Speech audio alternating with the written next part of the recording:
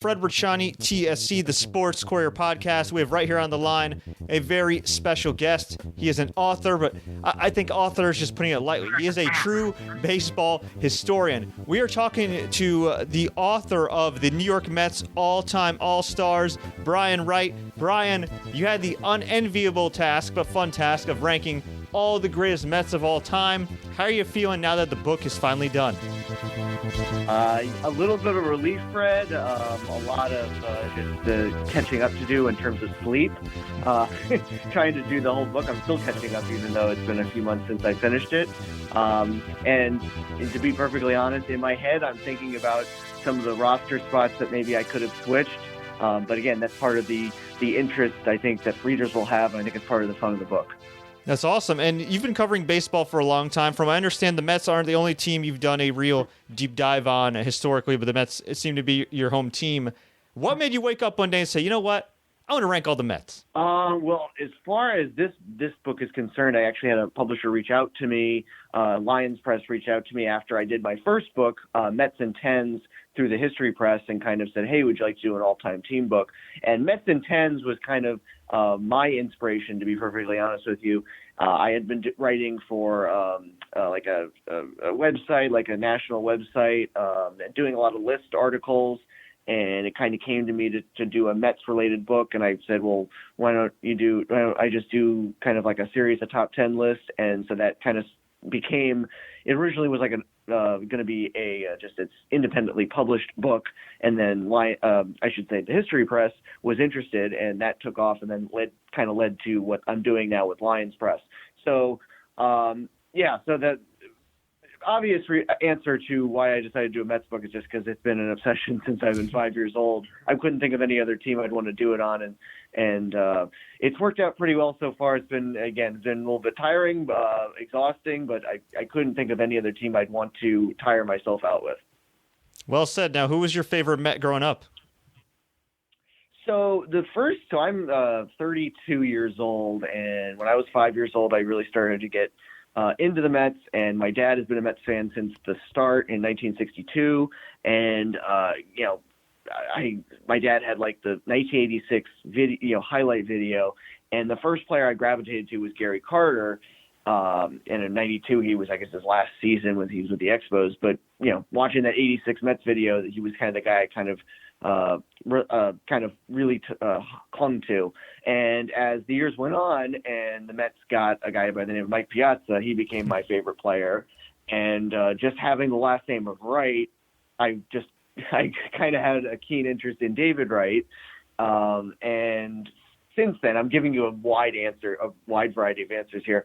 But since then, I've always loved Jacob deGrom. I've always respected how he kind of came from relative obscurity, and we all think back to when all those pitchers were coming up in 2011, 2012, 2013, and 2014. The Harveys, the Syndergaard, Steven Matz, Zach Wheeler, Rafael Montero, all those, that succession of pitchers, or that group of pitchers that were going to dominate the Mets, be dominant for the Mets for years to come. And it turns out that Jacob deGrom is the one that not only emerges as the best of them, but one of the best of all time. So that kind of the coming from obscurity story, I love that, and it just makes me love him even more and respect how his career has progressed. So over the years, I've had a lot of different Mets I've loved. I mean, Tom Seaver is, if you had to say who's your all-time favorite, it's Tom Seaver. For obvious reasons, but over the years, it's kind of evolved into a group of players. I can't really single out one. And how crazy is it now with the offseason?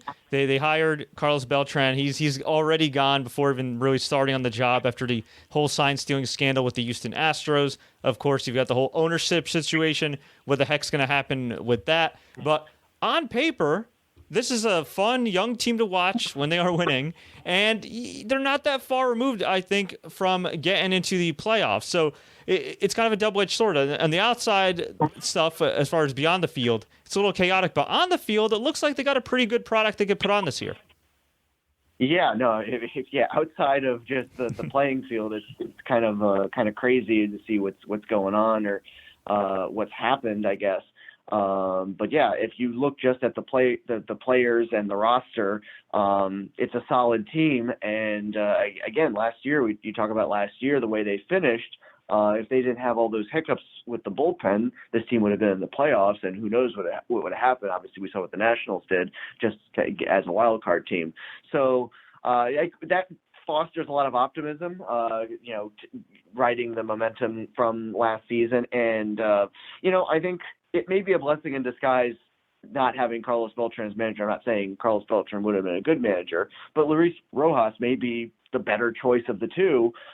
He knows this team well. He was the quality control person, whatever that means, but it seemed to be an important role.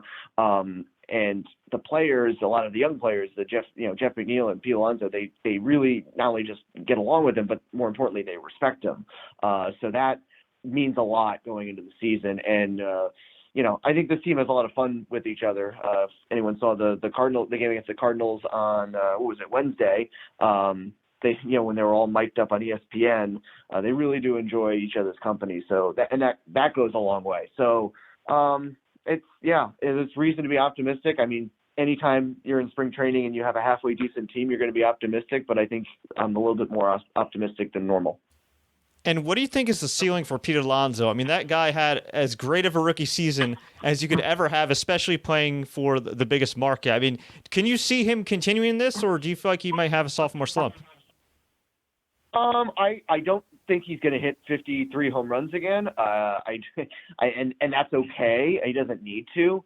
I think if he kind of evolves into more of a, kind of a guy who tries to get on base, have a better batting average, a few more doubles, and not, maybe cuts down on his strikeouts, he'll have benefited the team a lot more than if he tries to hit, 50 some home runs again.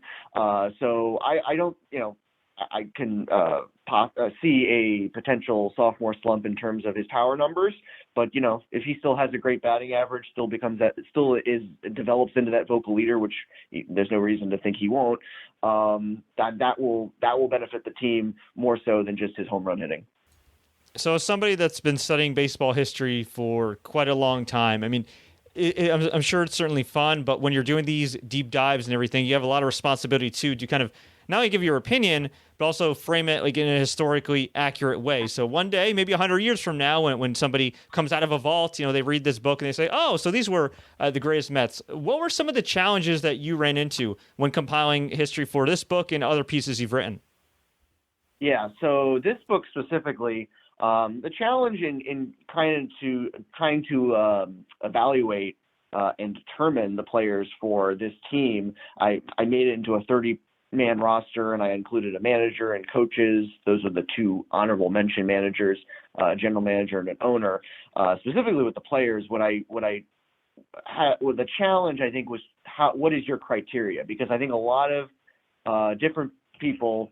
And this is not, and my book is not supposed to be a final say. It's kind of just what my say is, and everyone can have their opinion. And again, that's what makes it a really interesting topic. But I think you could always have different criteria. Your criteria could be something like, hey, who are the most popular players, or who, was with the Mets a long time and compiled great numbers.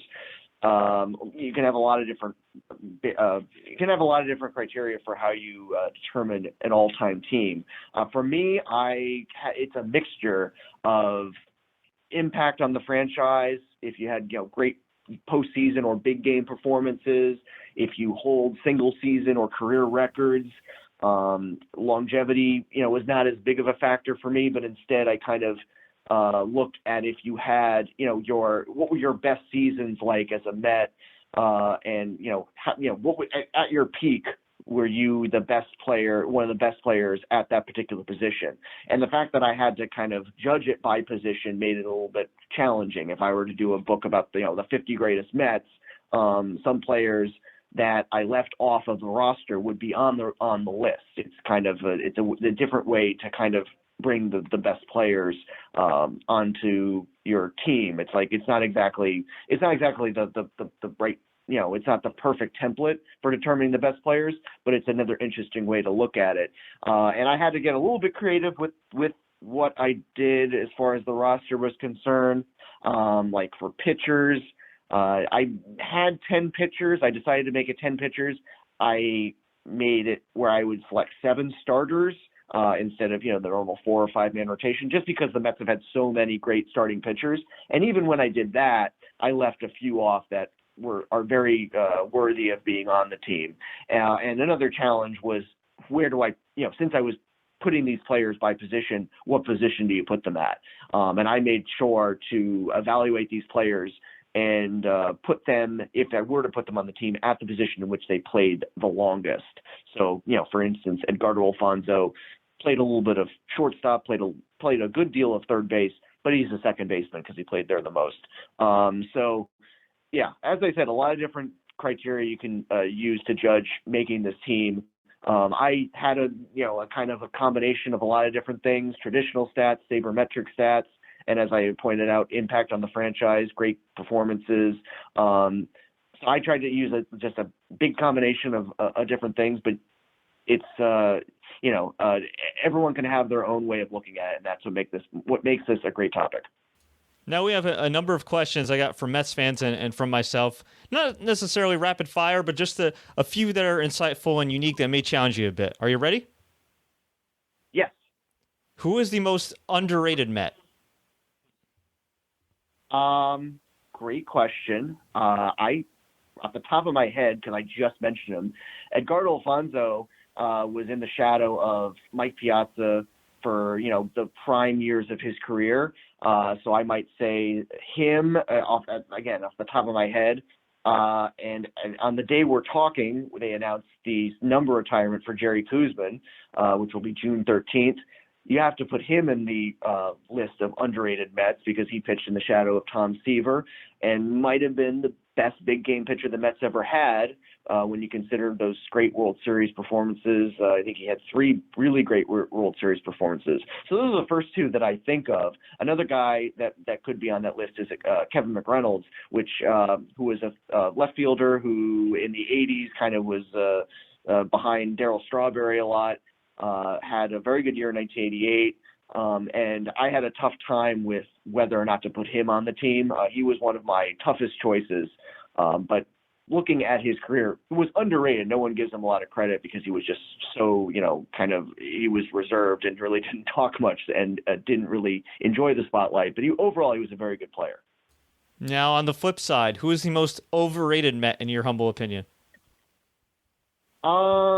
I have to think about this one for a little bit, just because I look at saves, even though he is on the team, saves I don't always look at as being a kind of a be-all, end-all, but it's still an important stat. I think John Franco might be a little overrated.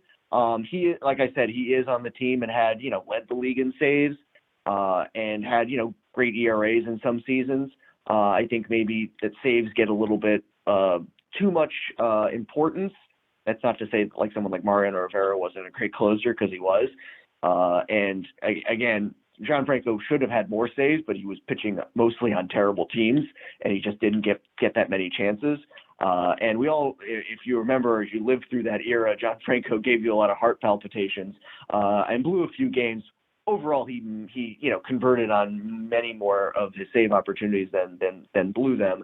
So he would be the first person I would think of that maybe is not as great of a Met maybe as some people say, but still very good and as I had mentioned, good enough to be one of the all-time Mets. Your personal favorite Mets moment? From my lifetime, my favorite Mets game was the 1999 NLCS Game 5, the Robin Ventura Grand Slam single, the 15-inning game against the Braves that prolonged the series and sent it back to Atlanta at least for one more game. That was the best game that I can remember in my lifetime. Probably the best stretch of Mets Mets play that I remember was 2015 from about August, July 31st through October, when they went from kind of being a couple games back or 3 games back of the Nationals the day of the Cespedes trade and the Wilmer Flores home run a couple days after he was crying on the field after he thought he was going to be traded. That day from through pretty much the end of the season until they succumbed to the Royals was kind of my favorite stretch as a Mets fan. It was kind of the most satisfying. Favorite spot to eat in New York? My favorite spot, I think anything Italian. I like anything pizza place, somewhere in Little Italy. That would be my favorite. I don't have a favorite place, but a pizza place in Little Italy or kind of just anywhere in Little Italy, pretty much that matter. That's a good answer. You can't get better Italian food than in New York. I mean, it's amazing, and especially with the pizza and everything. I mean, there's Joe's, there's Sogni Napoli, there's just so many. It's so good. If you've never been to New York, kids, go to New York. Just get a slice. Trust me, your life will be changed. Although you might be spoiled forever when it comes to pizza. Yeah, that's for sure. I know. Some people say like it's New York style pizza. For me, it's just pizza. Yeah, we're used to it. What's the wackiest moment in your research when it comes to Mets history? Is there one moment that is stranger than fiction that you say, wow, I cannot believe that happened in the history of the team? I guess I'm on the Jerry Koosman kick right now, but the way that Jerry Koosman got to the Mets is very interesting. I guess he could have, the fact that he was discovered was is an interesting story. In fact, it was the son of one of the Mets ushers who saw him while he was serving in the Army, pitching for an Army team. That's how Jerry Koosman basically got signed with the Mets. Wow. And then from there, he got into like a car accident. It's the story has had different kind of versions of it, but what I feel like I've heard from not I guess indirectly from Jerry Koosman is that it was a car accident that he was while he was with his teammates, and he owed he got like a replacement vehicle, but he owed the Mets like money for that replacement vehicle. And the Mets were thinking about cutting him. This was like 66 or 67. So he was still in the minors. And the team was thinking of cutting him. And then they started to realize, well, wait a minute, he owes us like something around $100, maybe been like 75. And then they realized like, oh, well, let's just like not cut him and wait till he pays us the money back. Well, in that, after that, Jerry Koosman started to develop a better curveball. The Mets were like, okay, let's just hold on to him. And as they say, the rest is history. So they pretty much kept him on there because he had like a debt to pay. Who's your favorite current Met? My favorite current Met is a Jacob deGrom. I love Pete Alonso. After one season, I don't know how you can't love him and what he brings not only on the field but off the field and everything that he represents. I love that he said that he kind of wanted to have like the bags mic so they could hear what he has to say, and he cited he wants to grow the game, and that in that sense I think he is mature beyond his years, and he seems like he has an interest in not only he doesn't have his own self-interest. I think he cares about making the game better. So I really respect that and just awed by not only his power, but again, his maturity. But Jacob deGrom, since 2014, I've always been fascinated again by his kind of coming from being a college shortstop and now developing into maybe the second best pitcher the Mets have ever had. That's pretty remarkable. Now, as far as sign stealing goes, I mean, that's been the big topic this past season with MLB. Actually, last couple of seasons, there's been complaints. Of course, the Astros were found to have participated in sign stealing, at least in 2017. A lot of current players are not happy. I interviewed Doc Gooden recently. He said that while it is a big deal and he understands why people are pissed off, it's not as big of a deal as people think. And he said that even back in the day, the Cubs told him that they were sign stealing against him, and he pretty much had a winning record against them. I think it was like 18-6. So going back in time with your research with the Mets and other teams, how prevalent has sign stealing been, and is it as big of a deal as people are saying it is? I don't think it's as big of a deal. That being said, I think when you go to the extent of stealing like the Astros did, or had, I guess we should say, alleged to have done, I think it is a big deal. And you're not going to take away their championship. That's too much. I think the asterisk is in the eye of the evaluator and I think they have that asterisk in the sense of the public perception.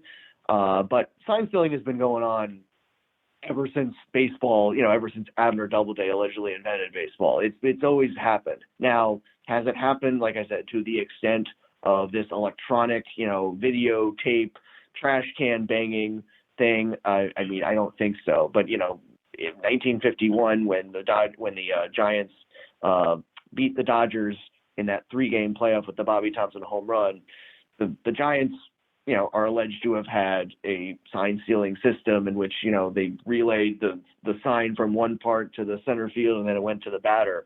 Bobby Thompson said he didn't care to see those signs, but you never really know what the truth is.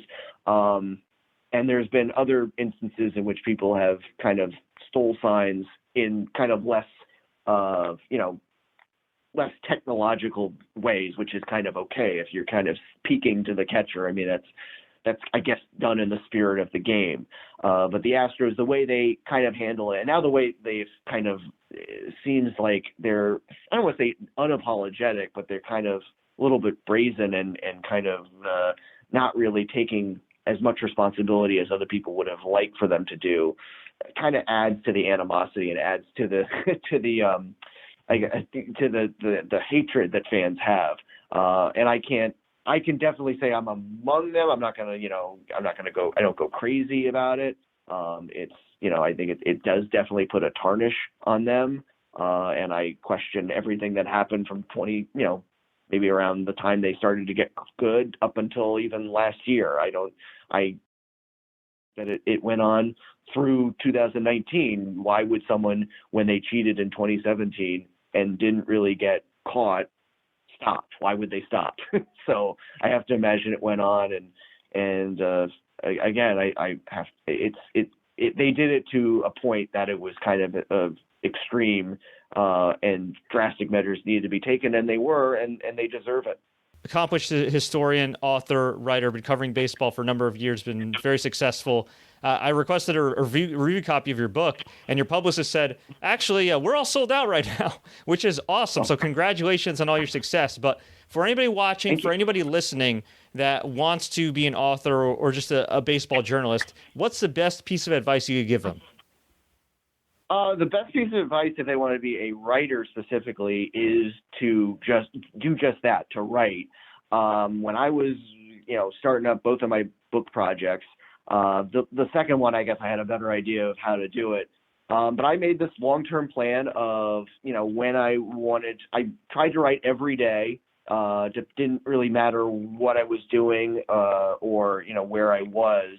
As long as I wrote a little bit, whether it was, depending on what I was doing, of course, whether it was 200 words, 500 words, 1,000 words, just write something that can, help you make progress to your end goal.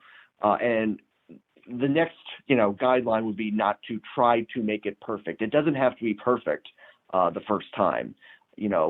I don't think anyone is a perfect writer. I think people are great rewriters. I feel like I'm pretty good at rewriting. I wouldn't consider myself a great writer, because I think when I write something down, it's going to be changed, 10, 15 times. Just to put the idea down is the key, and make sure not to lose that idea, because I have like a notepad with me even at like my job, and if I think of something baseball related that could help me out with my book, I'll just jot it down and make sure to then put it down into my Word document later on, just so I make sure not to lose that idea, because you never know when creativity is going to spark. So so my two principles that I have are to write every day. And I guess at the same time, make a long-term plan, especially if you're doing something like a book, and also just to kind of understand that you're not going to be perfect, because you're going to try to write something perfect, you'll lose your mind. Because I tried to do that with the first book, and it drove me crazy. I was trying to discover the perfect sentence, and that can't be done immediately. It's got to take time. It's got to take some massaging of the sentences and reading it all over, many times. So just, basically persistence is the key, because you've got to stick to a plan, and you got to realize that you're never going to get it right the first time, but you can get it right eventually. Brian, fantastic advice. It was a pleasure talking to you, taking a trip down memory lane, going through the process of you creating this awesome book. For fans that want to check it out, Brian Wright's book, The New York Mets, All-Time All-Stars, the best players at each position for the Amazins. Of course, available on Amazon, wherever books are sold, at your local bookstore or online. I'm pretty active on Twitter at Brian Wright 86, and if you're interested in a signed copy of the book, I do have copies. I know that my publisher might be sold out, but I have copies in my home, and I'm happy to provide a signed copy. Also active, not as active, but somewhat active on Instagram, and my handle there is at BA Wright 86.